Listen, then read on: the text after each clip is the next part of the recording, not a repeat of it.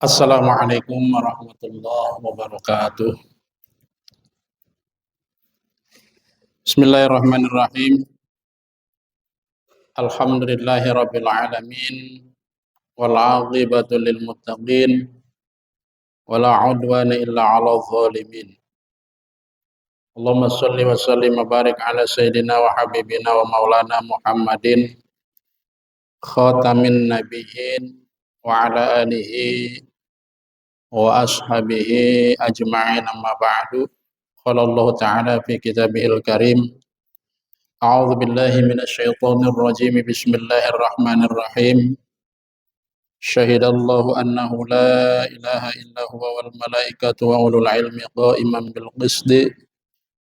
La ilaha illa huwal azizul hakim. Innad dina 'indallahil Islam. Qala Nabi sallallahu alaihi wasallam, man jama'a arba'ina haditsan fahuwa fil afwi wal ghufran. Shadaqallah wa shadaqa Rasulullah sallallahu alaihi wasallam. Ma'asyiral muslimin, para jamaah Masjid Jami'ar Rahmah yang saya hormati, terkhusus kepada para pengurus DKM Masjid, para asatidz, para alim ulama, para tokoh masyarakat juga yang kita hormati, seluruh hadirin yang hadir pada malam hari ini, yang saya hormati, yang saya muliakan, yang saya banggakan. Pertama-tama mari sama-sama kita memanjatkan rasa syukur kehadirat Allah Subhanahu wa taala. Alhamdulillah atas segala limpahan nikmat yang tidak pernah Allah berhenti memberikannya kepada kita walau sedetik. Dari semenjak kita di dalam kandungan ibu kita, lahir kita ke bumi sampai sekarang, nikmat Allah itu selalu Allah limpahkan kepada kita. Maka sepatutnya lah kita sebagai hamba-Nya untuk senantiasa mensyukuri nikmat Allah. Salawat salam mudah-mudahan Allah sampaikan kepada baginda Rasulullah sallallahu alaihi wasallam, pada keluarganya, sahabat dan para pengikutnya. Baik jamaah rahimakumullah, kita akan membacakan hadis yang ke-13 dari kitab Al-Mawa'idz Al-Usfuriyah. Mari kita sama-sama sebelum kita membaca, agar mudah-mudahan hadis ini memberi nasihat kepada kita semuanya tentang bagaimana sikap kita hidup di dunia ini. Rasulullah SAW wanti-wanti, Rasulullah SAW pesan kepada kita. Bismillahirrahmanirrahim. Qala al-ma'alif rahimahullah wa nafa'anallahu bihi wa bi'ulumihi fid dharain amin ya rabbal alamin. Al-haditsu tsalits asyar an Abi Sa'id Al-Khudri radhiyallahu ta'ala anhu, dakhala Rasulullah sallallahu alaihi wasallam musallahu.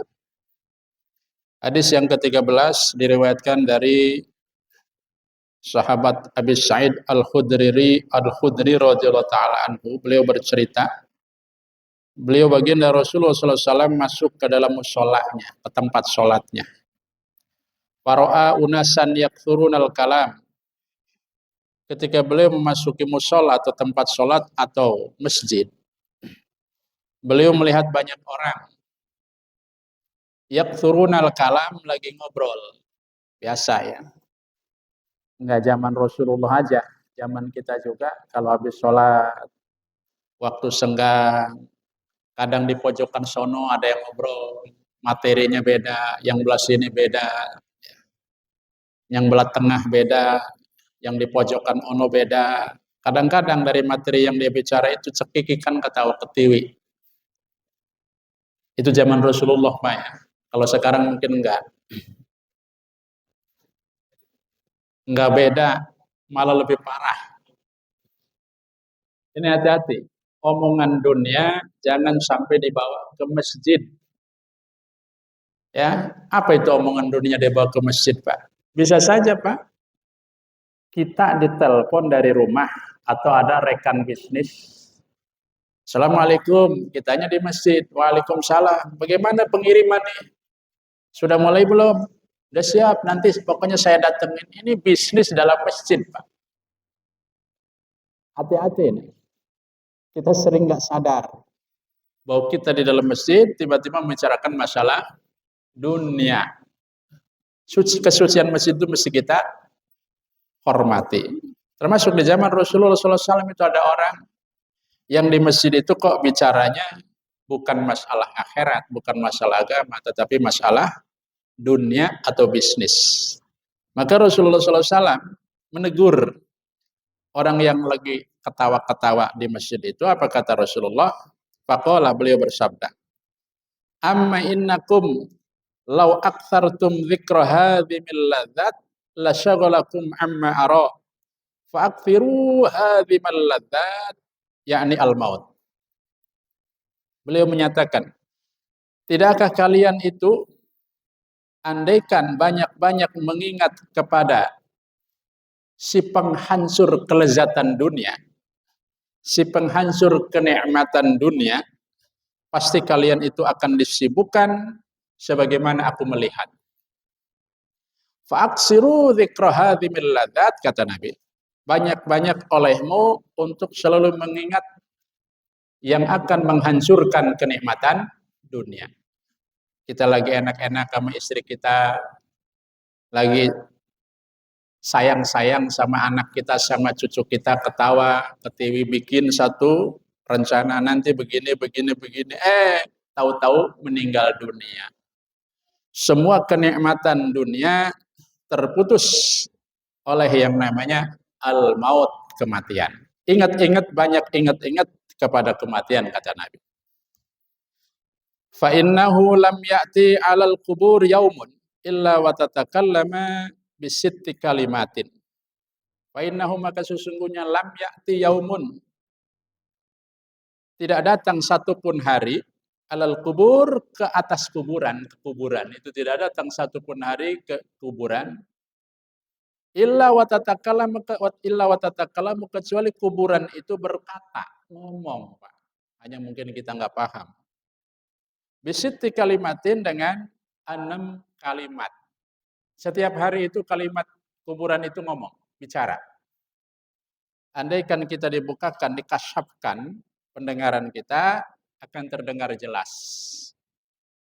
Apa yang dibicarakan oleh kuburan tiap hari? Fayaqulu fatakulu, maka dia berkata si kuburan, ana baitul ghurbah, wa ana baitul wahdah, wa ana baitul wahsyah, wa ana baitul zulmah, wa ana baitul turab, wa ana baitul dud. Itu 6 kalimat. Hai manusia, kata kuburan, ana baitul ghurbah, saya adalah rumah pengasingan. Yang pertama, rumah pengasingan. Wa ana baitul wahdah, dan saya adalah rumah sendirian. Kamu di dalam kubur sendiri. Tadi diasingkan, sekarang sendirian. Wa ana baitul wahsyah, saya adalah rumah ketakutan atau tempat di mana kalian pasti punya rasa takut. Yang keempat, wa ana baitul zulmah, dan saya adalah tempat kegelapan. Rumah yang gelap, nggak ada cahaya. Wa ana baitul turab, saya adalah rumah tanah. Yang keenam, wa ana baitud dud, dan saya adalah rumah yang di dalamnya banyak ulat-ulat dan cacing-cacing yang akan memakan tubuh kamu. Hai orang-orang yang masuk ke dalam kuburan. Ini 3 hal, apa 5 itu? 6 hal, Pak. Saya itu 1, baitul ghurbah, tempat pengasingan. Kenapa tidak? Kenapa disebut tempat pengasingan? Karena kita waktu di dunia, Pak, sama anak, sama istri, sama keluarga, sama orang-orang yang dicintai. Ya, atau sama siapa saja bergaul dengan kita, teman-teman yang kita kenal di dalamnya, ataupun yang tidak kenal. Apakah kita merasa terasing ketika kita hidup di dunia? Tidak. Kita bosan di sini, ke sana. Ya, kita bosan di sini, ada hiburan, TV segala macam, HP sekarang kan. Jadi kita hidup di dunia itu tidak merasa terasing. Tetapi begitu kita meninggal dunia, masuk kita ke alam kubur, di situ kita tengok kanan, tengok kiri, depan belakang, mana teman saya? Mana istri saya? Mana anak saya? Mana cucu saya? Mana ketua masjid? Masih belum nongol, pamannya ya. Karena masih hidup di dunia. Coba di sana, Masya Allah. Kita teriak-teriak kencang, nggak ada yang nyautin. Baitul Ghurbah, tempat pengasingan. Wa ana baitul wahdah, saya adalah tempat sendiri, kamu nanti sendiri di sana. Lah itu tetangganya sebelah kiri kanan, nggak kenal, Pak. Nggak mau nanya, ya ditanya juga pada meneng baik.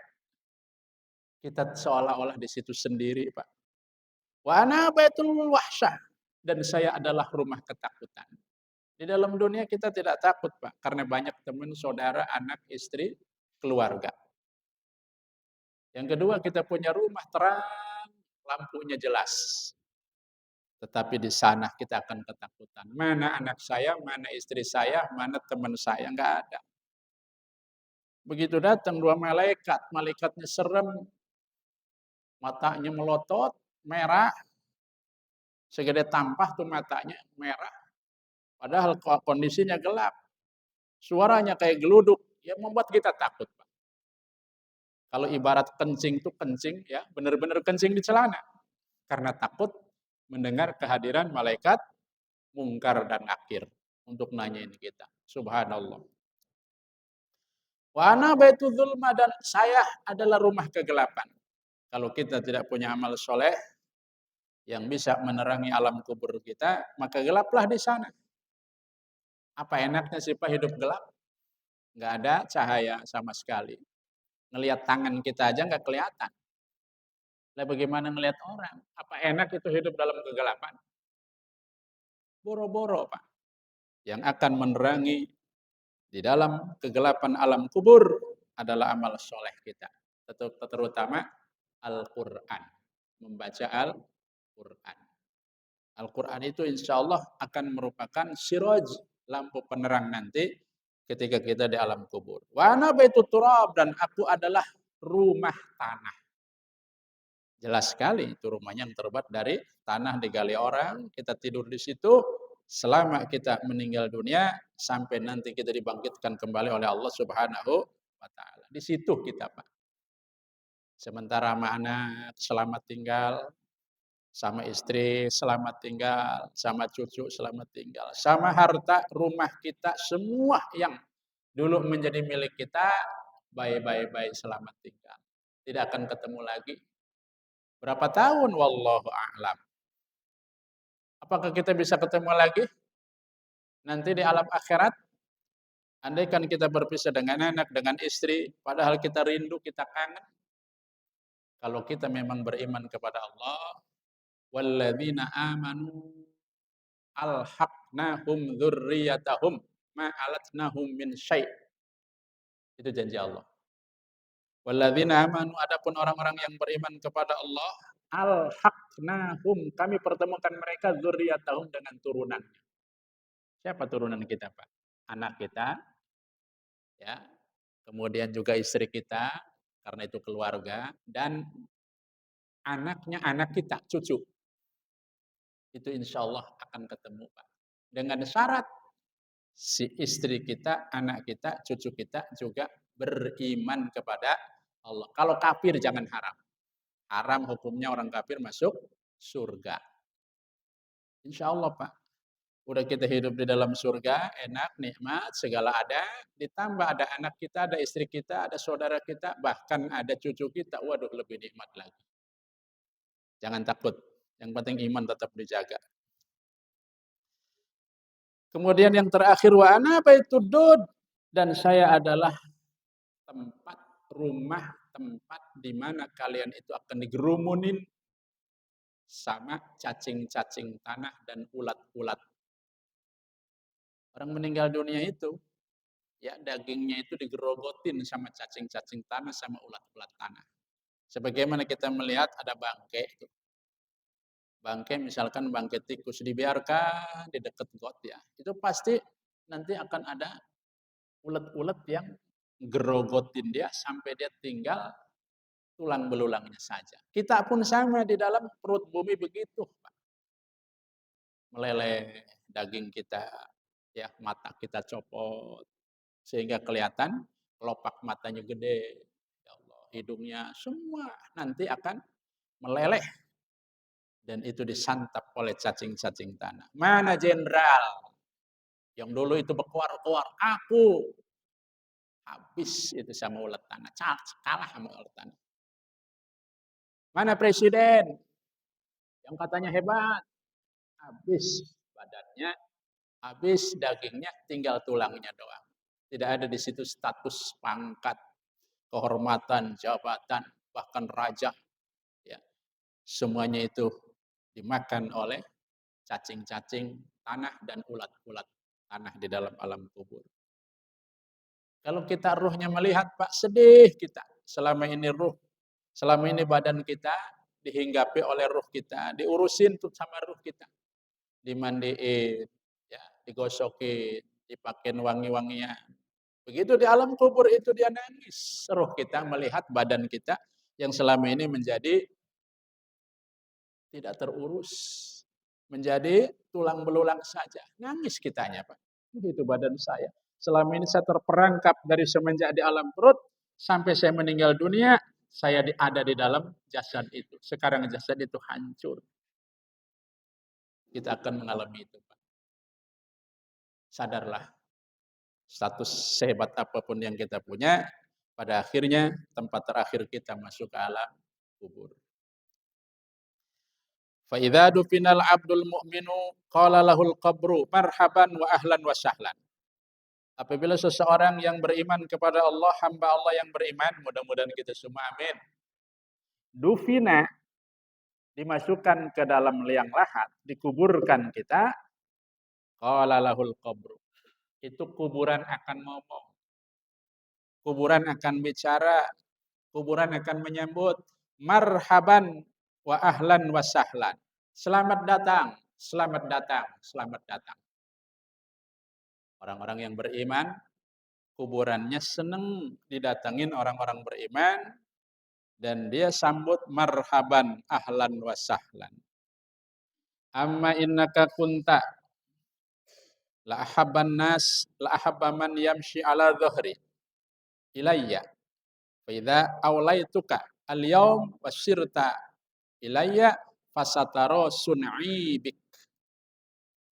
Kata kuburan, ketahuilah olehmu hai hamba, kamu adalah orang yang paling kucintai yang berjalan di atas muka bumi. Ala dhahri, di atas punggungku, kata bumi.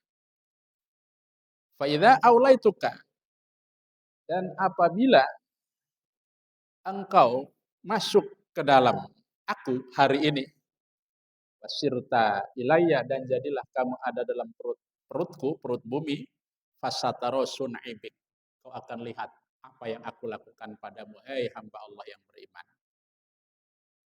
Jadi kuburan orang yang beriman, yang benar imannya, yang tidak banyak dosa, yang mudah-mudahan kita ya, amin ya rabbal alamin, itu nanti disambut oleh kuburan.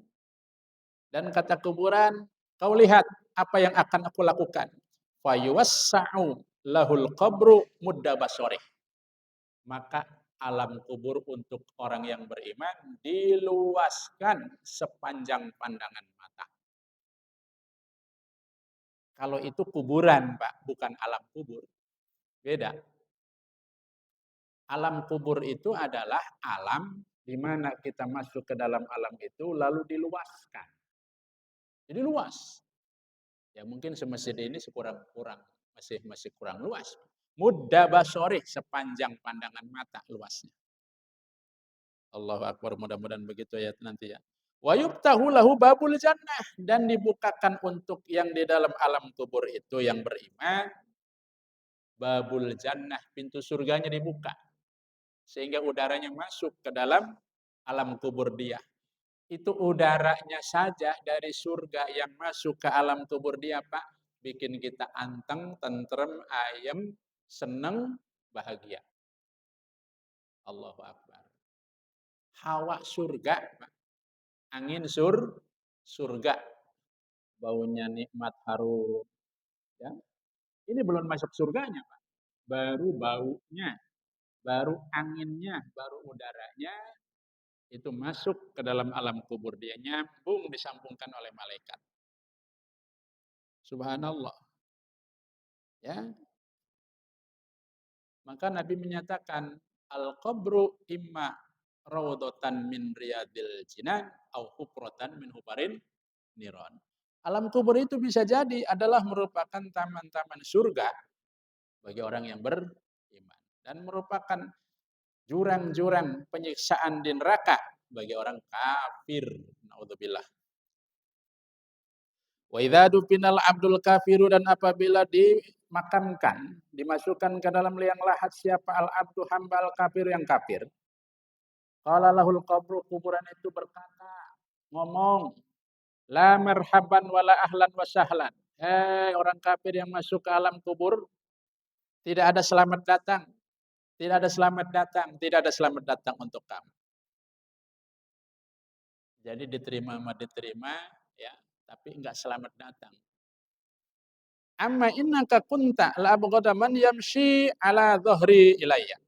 Ketahuilah kamu itu adalah paling dibenci-bencinya orang yang jalan di atas bumiku dulu. Aku tuh benci sama kamu karena kafir kepada Allah. Jadi orang kafir itu dilaknat, Pak.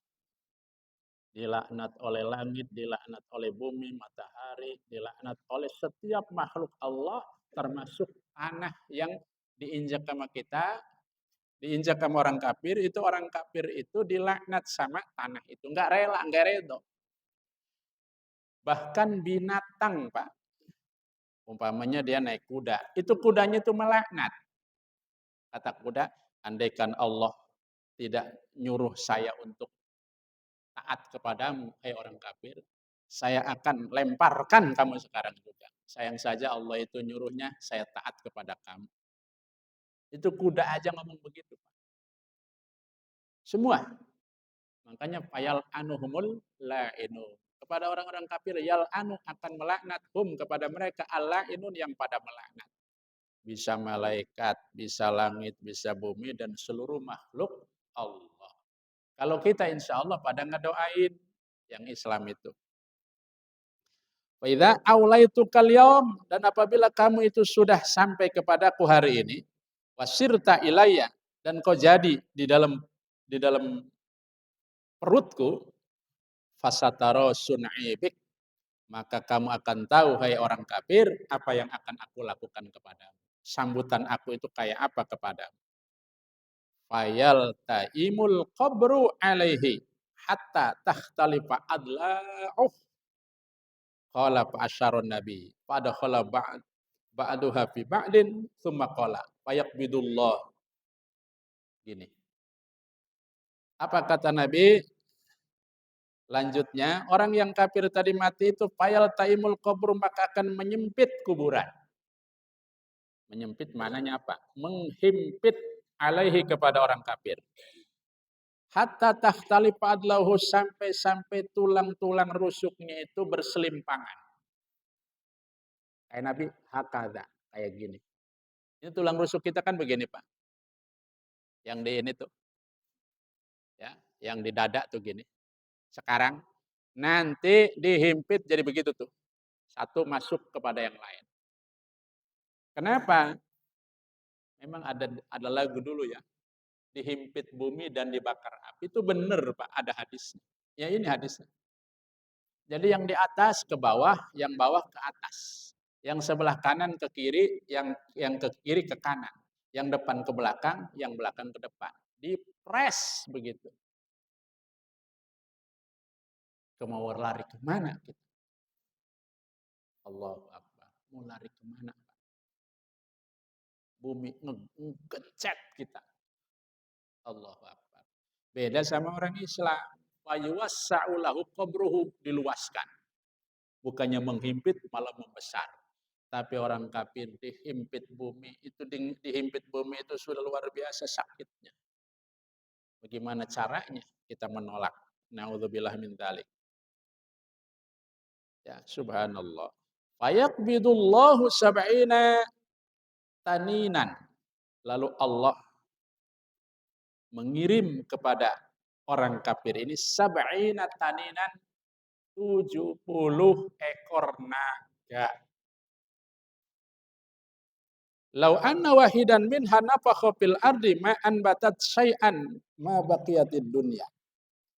Andaikan satu naga itu, salah satu naga, nyembur nafakha fil ardi, nyembur di bumi, ma anbatat syai'an, maka yang bekas kena semburannya itu tidak mampu menumbuhkan sesuatu.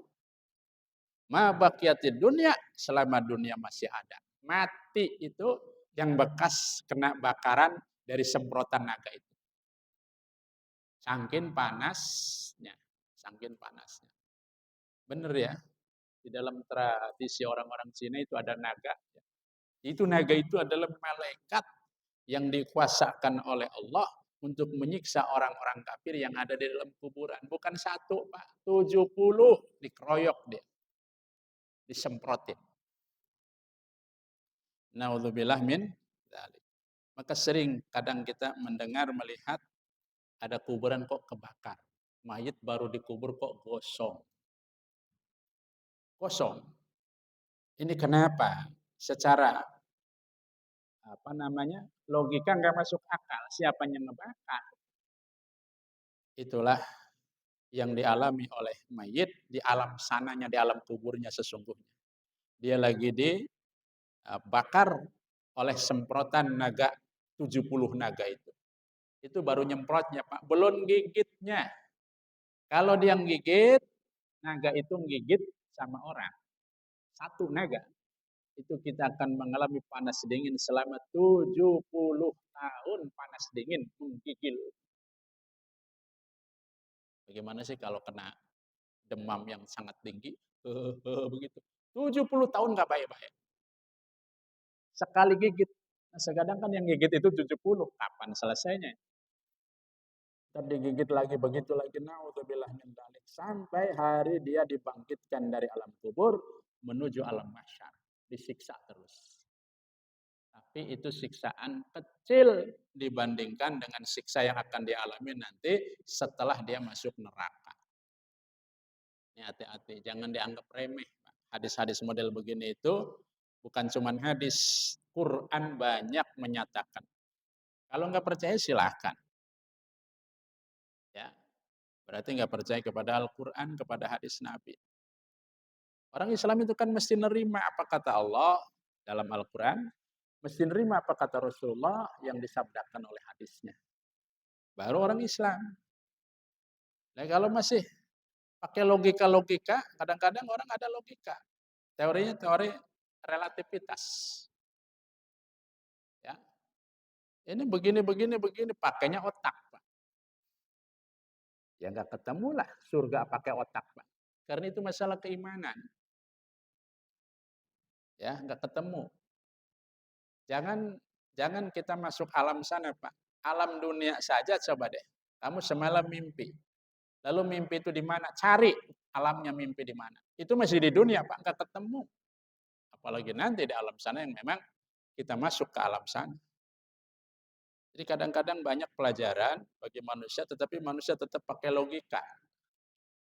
Ya, logikanya itu logika yang seperti Isra Mi'raj itu, logika itu, Mbok Yo, jangan dipakai dulu. Karena menurut logika nggak mungkin Nabi Muhammad Isra Mi'raj.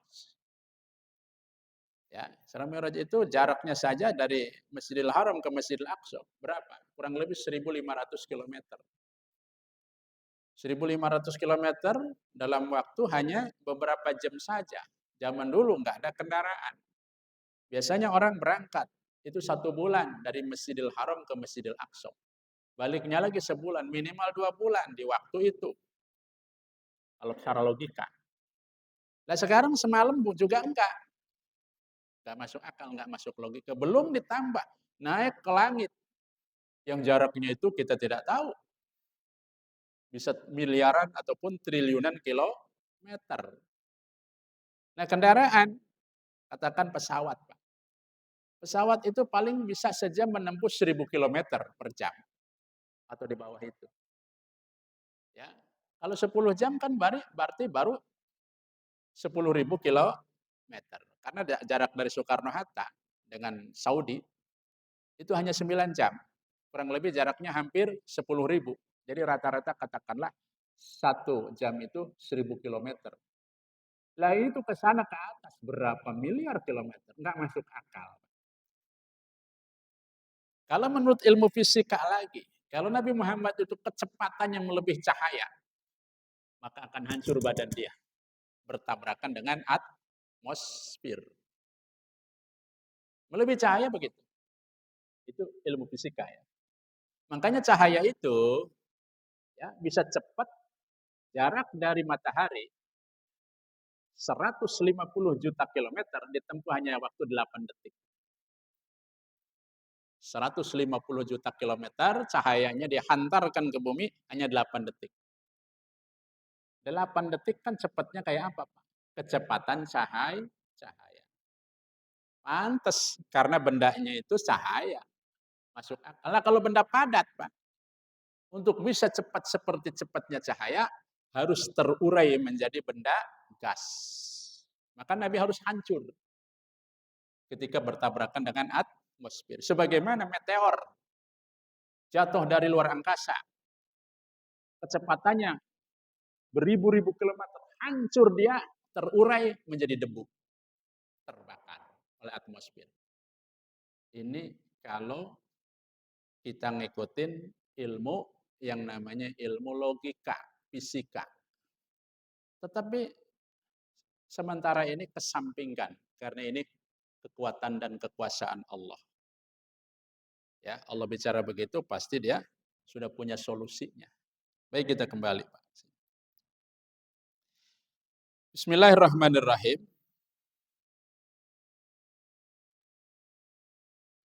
Fayanhashuhu wa yakhdashuhu hatta yuqda bihi ilal hisab. Maka 70 naga itu akan merobek-robek badan dia, menggigit-gigit badan dia. Wa yakhdashuhu dan memakan dia hatta yuqda bihi ilal hisab. Sampai mencapai hari di mana nanti dia akan dihisab, dikembalikan lagi, dihidupkan lagi. Qala Rasulullah SAW, beliau Rasulullah SAW menyatakan, innamal qabru raudatun min riyadil jannah au hufratun min hufarin niran. Oleh karena itu, alam kubur itu, raudhah bisa menjadi taman daripada taman-taman surga, bisa juga menjadi jurang daripada jurang-jurang penyiksaan api neraka. Na'udzubillah min dzalik. Kita pengen di alam kubur nanti, meninggal dunia, bahwa alam kuburnya itu seperti taman surga atau benar-benar taman surga. Amin ya rabbal alamin. Apa iya ada banyak Pak dalil-dalil ya tentang bahwa ada seseorang yang meninggal dunia lalu oleh Allah dirubah alam kuburnya menjadi taman surga, itu ada.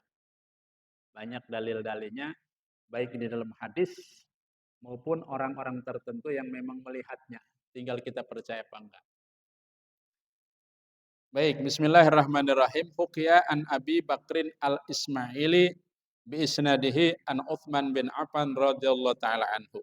Dihikayatkan, diceritakan ada sebuah hikayat daripada Imam Abu Bakar al-Ismaili yang sanadnya nyambung kepada sahabat Utsman radhiyallahu taala anhu. Sahabat Utsman ini kita tahu beliau seorang sahabat Nabi yang menjadi khalifah ketiga setelah Abu Bakar, Umar, baru Utsman. Utsman itu dibunuh, Pak, oleh orang-orang kafir. Ya, sama juga sahabat Ali itu dibunuh. Sahabat Umar dibunuh oleh orang kafir, sahabat Utsman dibunuh oleh orang kafir, sahabat Ali juga dibunuh. Hanya sahabat Abu Bakar, beliau meninggal di Yarmuk ketika perang di Yarmuk. Bahkan Nabi saja hampir dibunuh, Pak, oleh orang-orang kafir, hampir dibunuh. Memang tantangannya itu adalah dibunuh atau mati, Pak, bagi orang-orang yang mau menegakkan kalimat Allah itu. Makanya Nabi yang paling banyak sekali ujiannya dan hebat ujiannya itu adalah Nabi Muhammad Shallallahu Alaihi Wasallam. Kenapa? Karena Nabi itu hidup di zaman yang terakhir dari segala nabi. Manusia sedang banyak-banyaknya, kekafiran sedang hebat-hebatnya. Ya, beliau sendirian datang untuk beda, membawa agama dari yang dari Allah Subhanahu wa taala, tantangannya otomatis hebat sekali. Ya, kalau kita lihat dalam perjanjian-perjanjian para nabi kepada Nabi Muhammad, "Mbok yo kamu bantu adekmu yang paling bungsu, karena adekmu paling bungsu itu akan banyak tantangan." Itu nabi-nabi Adam, Idris, Nuh, sampai Nabi Isa bilang, "Iya ya Allah, kalau saya atau umat saya ada yang menjumpai Muhammad, pasti mereka akan beriman kepada Nabi Muhammad dan mereka akan membantu Muhammad." Itu Pak pada bilang begitu semua, Pak. Baik jamaah rahimakumullah, bagaimana hikayatnya? Sahabat Utsman, kata Imam Abi Bakrin Al-Ismaili, "Innahu kana idza wusifat indahun nar," bahwasanya sahabat Utsman kalau diceritain tentang neraka, lam yakun yabki, dia enggak bisa nangis. Neraka sehebat apapun, beliau diceritain enggak nangis. Wa idza wusifatul qiyamah, dan apabila disifati oleh beliau, diceritakan kepada beliau tentang kiamat, lam yakun yabki, enggak membuat dia itu bisa nangis juga.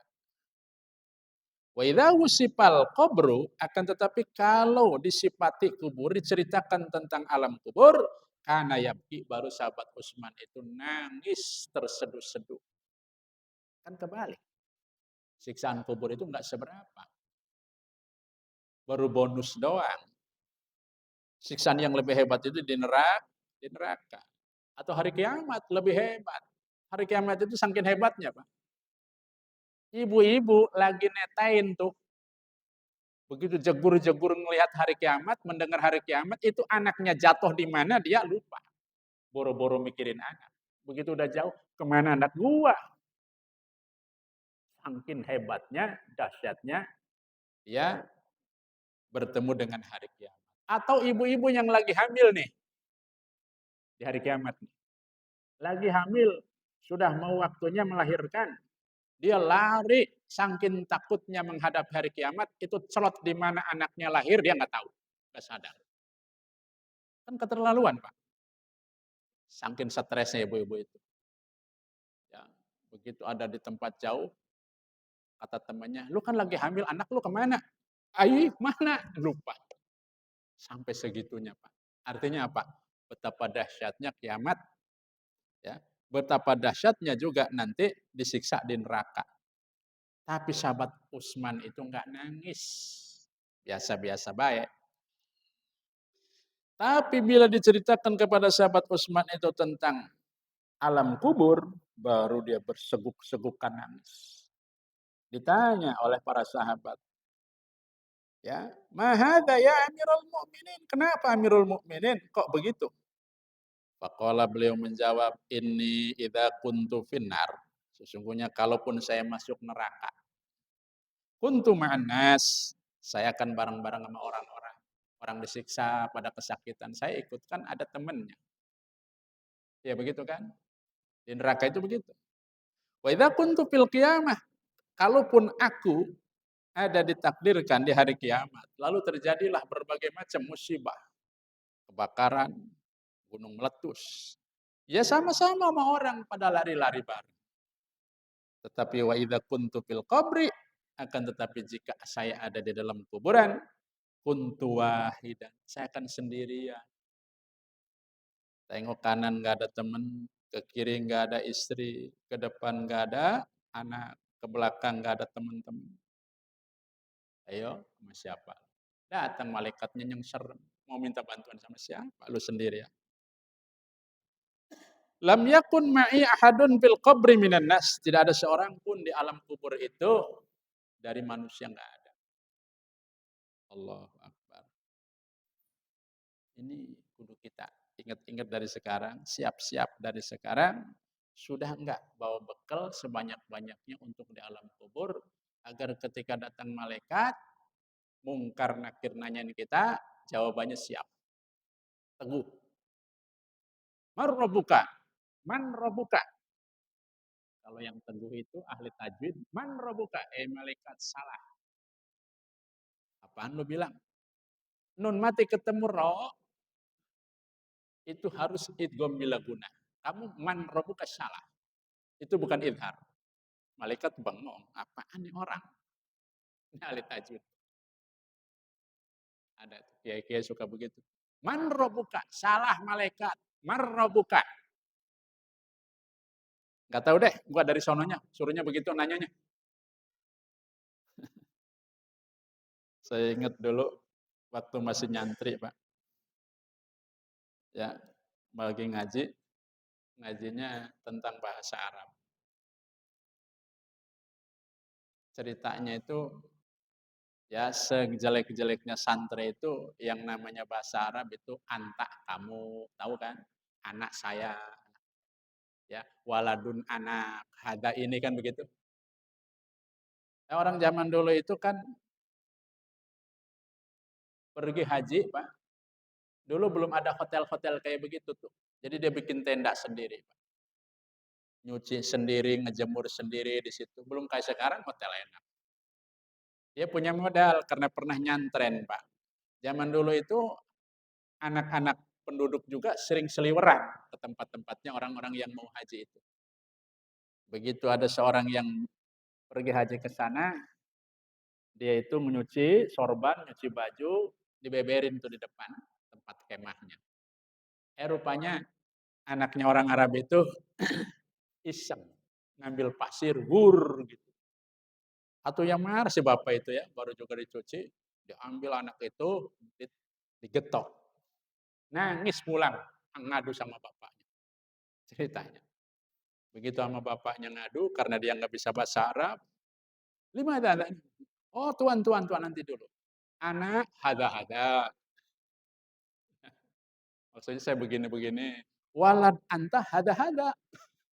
Anak tak hada-hada. Walad anta hada-hada. Ya ngomong gitu ada ketawa gitu. Maksudnya saya begini-begini ngejemur. Anak kamu itu ngambil pasir begini-begini. Ya anak tak hada-hada. Saya jitak. Habis ngomongnya susah. Bahasa Arab yang nggak bisa. Anak tak hada-hada. Rupanya orang Tegal itu, Pak. Ada tak. Anak tak hada-hada. Walad anta hada-hada. Allahu Akbar.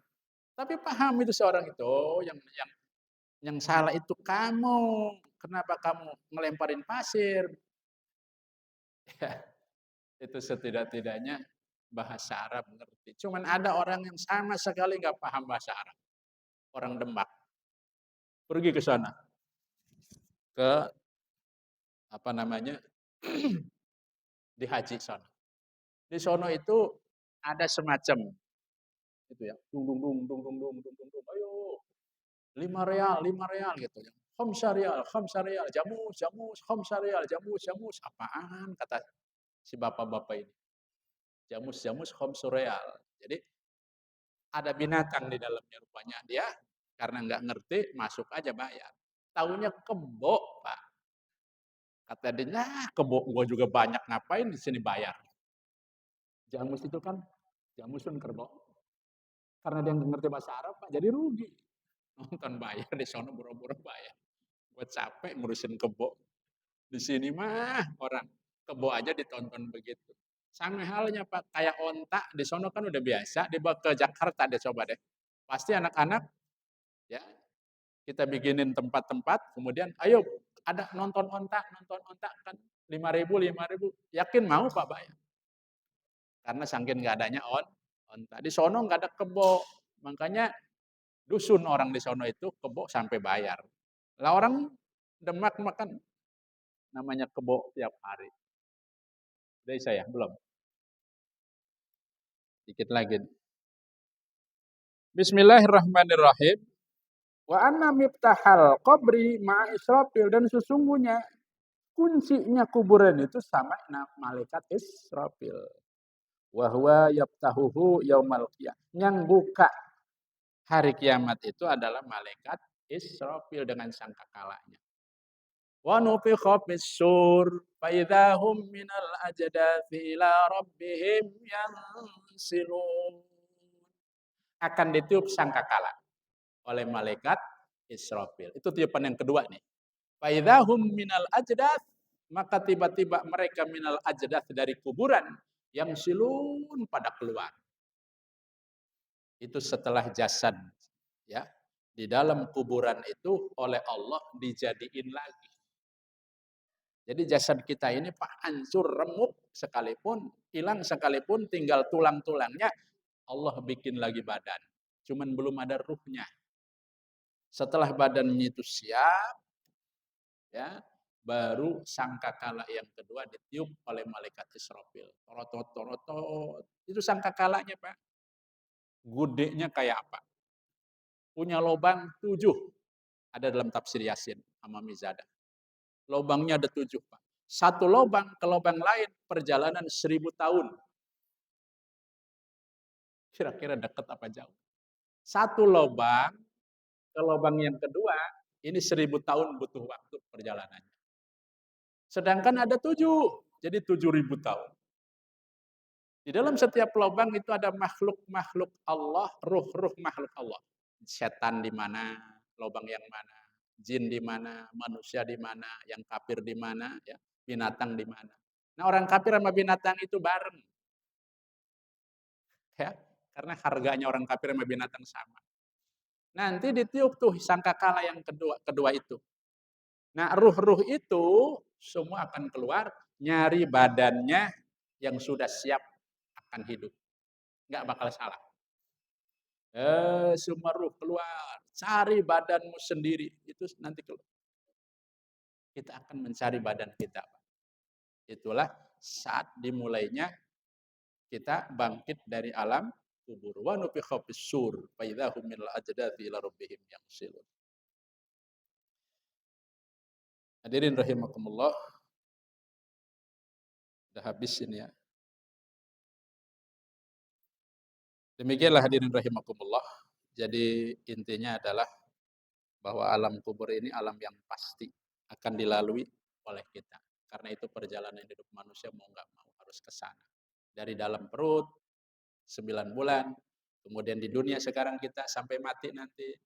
Ya, sesudah mati kita ada dalam kubur, nunggu waktunya kiamat. Begitu kiamat kita bangkit lagi, akan masuk surga atau neraka tergantung amal ibadah kita. Yuk kita persiapkan sebelum maut memisahkan kita untuk senantiasa memperbanyak amal ibadah dan mencari ridha Allah Subhanahu wa taala. Amin ya rabbal alamin. Adanallahu wa iyyakum wal afwa minkum. Subhanaka Allahumma wa bihamdika asyhadu an la ilaha illa anta astaghfiruka wa atubu ilaik. Wassalamualaikum warahmatullahi wabarakatuh.